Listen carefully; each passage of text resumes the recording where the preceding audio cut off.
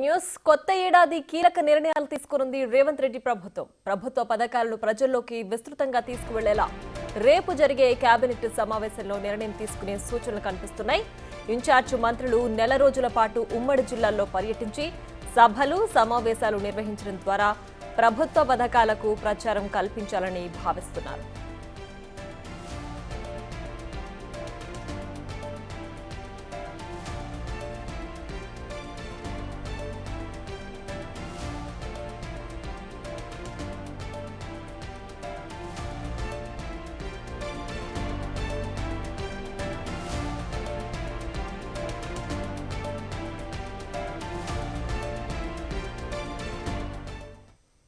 మరింత సమాచారం మా editor in chief PV Srinivas phone line అందించడానికి సిద్ధంగా ఉన్నారు. శ్రీనివాస్, చెప్పండి, ప్రభుత్వ పథకాలు ప్రజల్లోకి వెళ్లేలా ఎలాంటి ప్రణాళికలు రచించబోతున్నారు, ఏంటి దీనికి సంబంధించి డీటెయిల్స్?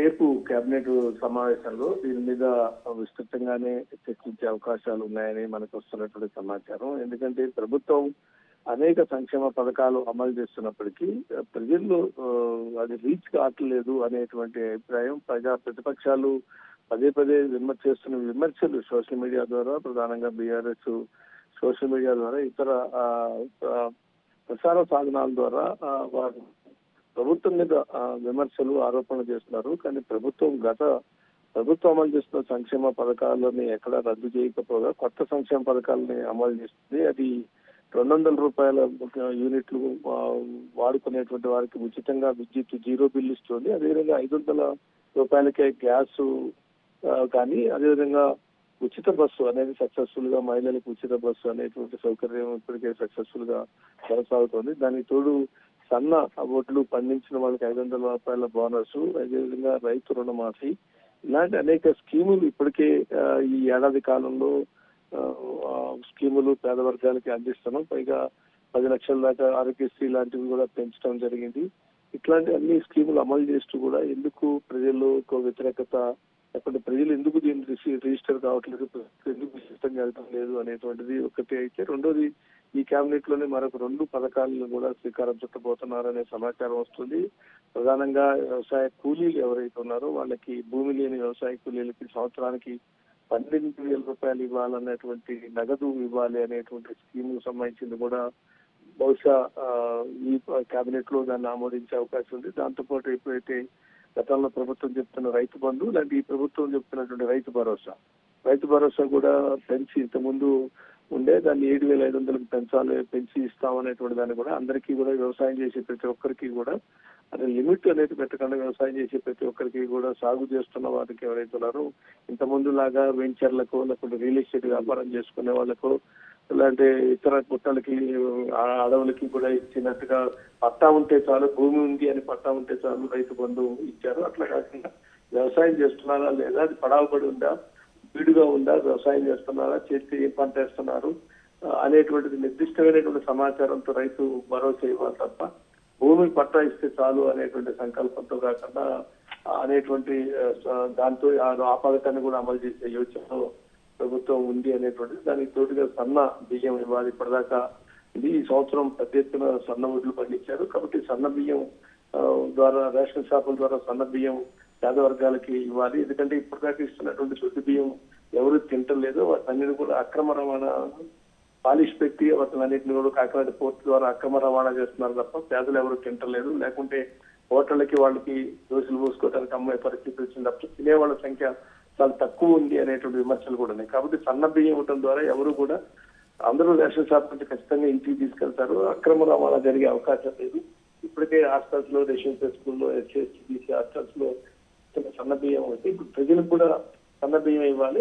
సన్న బియ్యం ఇవ్వడం ద్వారా పేద ప్రజలందరికీ కూడా సంతోషంగా వాటిని తింటమే కాకుండా, అక్రమంగా ఏదైతే రేషన్ బియ్యం అక్రమ రవాణా జరుగుతున్నాయి అనేటువంటిదో దానికి కూడా చెక్ పెట్టినట్టు అవుతారు అనేటువంటిది కూడా, ఆ అంశాన్ని కూడా పరిగణలోకి తీసుకొని రేపటి రోజున వాటిని కూడా కేబినెట్ లో ఆమోదించామండి. ఇప్పుడు ఇన్ని పథకాలు అమలు చేస్తూ కూడా ఎందుకు మనం ప్రజల్లో విస్తృతంగా తీసుకుపోలేకపోతున్నాం? ఎందుకంటే రేపు లోకల్ బాడీ ఎలక్షన్లు రాబోతున్నటువంటి పరిస్థితిలో ఉంది. ఇప్పటికే బీసీ కులగణన చేశారు. బీసీ కులగణన ప్రకారం బీసీలకి 40%, 42% అది కూడా ఫైనల్ అయ్యే అవకాశం ఉంది. అది కూడా డేటా ఎంట్రీ అవుతుంది. పైగా కొత్త రేషన్ కార్డులు కూడా ఇచ్చే అవకాశాలు కూడా ఉన్నాయి. వీటన్నిటిలో కేబినెట్ లో విస్తృతంగా చర్చించిన తర్వాత ఈ పథకాలు ప్రజల్లోకి విస్తృతంగా ఎట్లా వెళ్ళాలి. ఎందుకంటే ఒక్క రైతు రుణమాఫీకి సంబంధించిన వాళ్ళే నియోజకవర్గాల్లో యావరేజ్ 30,000 32,000 ఆ యావరేజ్ అని చూస్తే కనుక 25 నుంచి 30,000 32,000 మంది దాకా ఒక్కొక్క నియోజకవర్గంలో రైతు రుణమాఫీ పొందినటువంటి లబ్ధిదారులు ఉన్నారు. దానికి తోడుగా 200 రూపాయల ఉచిత విద్యుత్ పొందుతున్నటువంటి వాళ్ళ సంఖ్య, అదేవిధంగా 500కి గ్యాస్ పొందుతున్న వాళ్ళ సంఖ్య, దాంతో ఉచిత బస్సు ప్రయాణం చేస్తున్నారు. ఇప్పుడు ఒక్కొక్క నియోజకవర్గంలో 150 కోట్లు 140 కోట్లు సన్న ఓట్లకి బోనస్ పొందుతున్నటువంటి పరిస్థితి. ఒక్కొక్క నియోజకవర్గంలో 140 కోట్లు. ఉదాహరణకు నకిరికల్లులో నియోజకవర్గంలో కనుక చూస్తే ఒక్క నకిరికల్ నియోజకవర్గంలోనే 32,000 మంది రైతు రుణమాఫీ పొందినటువంటి లబ్ధిదారులు ఉన్నారు అనేటువంటిది. అదేవిధంగా మొత్తంగా సన్న ఓట్లు పండించిన రైతులకు 145 కోట్లు 146 కోట్ల రూపాయలు ఒక్క నకిరికల్ నియోజకవర్గాలకి రైతుల ఖాతాల్లో పడ్డాయి అనేటువంటిది. ఈ ఇంత స్థాయిలో మనం చేసుకుంటూ కూడా ప్రజల్లో దాన్ని మనం రిజిస్టర్ కాకపోవడం, ప్రజల్లో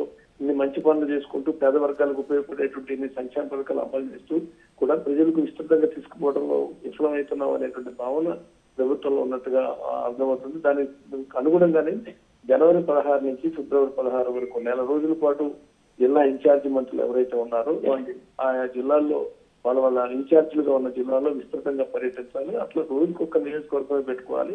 ఒక్క నియోజకవర్గంలో అన్ని మండలాలు కవర్ కావాలి. లబ్ధిదారులు అందరూ విస్తృతంగా సమావేశపరచాలి. అన్ని పథకాలు లబ్ధి పొందుతున్నటువంటి వాళ్ళు ఎవరైతే ఉన్నారో అది రైతు రుణమాఫీ లబ్ధి పొందిన వాళ్ళు కానీ, సన్నోట్లు పండిస్తూ బోనస్ పొందిన వాళ్ళు కానీ, అదేవిధంగా 500కి గ్యాస్ పొందుతున్న లబ్ధిదారులు ఉన్నారు. 200కి ఉచిత విద్యుత్ పొందుతున్నటువంటి లబ్ధిదారులు ఉన్నారు. ఈ లబ్ధిదారులు దాదాపు ఒక్కో నియోజకవర్గంలో 1,00,000 మంది వివిధ పథకాల ద్వారా లబ్ధి పొందుతున్న వాళ్ళ సంఖ్య చూస్తే 1,00,000 పైన దాటుతున్నారు. అన్ని పథకాల ద్వారా లబ్ధి పొందుతున్న వాళ్ళ సంఖ్య తీసుకు 1,00,000 మంది అవుతారు. అది మండలాల వారీగా లబ్ధిదారుల సమావేశాలు నిర్వహించడమా, లేకపోతే నియోజకవర్గంలో ఒకటే సమావేశం నిర్వహించడమా? కానీ నియోజకవర్గం ఒక రోజు ఒక నియోజకవర్గం మంత్రి పెట్టుకోవాలి, అంతేగాని ఏదో సుడిగాలి పర్యటన చేసి వచ్చేది కాదు. కాబట్టి విస్తృతంగా మనం అమలు చేస్తున్న పథకాలు ప్రజల్లోకి తీసుకెళ్లాలంటే ఏం చేయాలనే దాని మీద రేపు కేబినెట్ లో విస్తృతంగా చర్చించే అవకాశం ఉంది. దానికి అనుగుణంగానే నెల రోజుల పాటు ఒక ప్రోగ్రామ్ ఇచ్చేటువంటి షెడ్యూల్ ఇచ్చే అవకాశం కనపడుతుంది. ఆ షెడ్యూల్ ప్రకారం ప్రతి నియోజకవర్గానికి జిల్లా ఇన్ఛార్జి మంత్రి వెళ్ళాలి అనేటువంటి దాంట్లో భాగంగా ముఖ్యమంత్రి కూడా అన్ని జిల్లాలు తిరిగే అవకాశాలు అయితే ఉన్నాయి. ఆ రకంగా రేపు కేబినెట్ లో విస్తృతంగా దీని మీద చర్చ జరిగే అవకాశం కనపడుతుంది. Right Srinivas, thanks for the updates.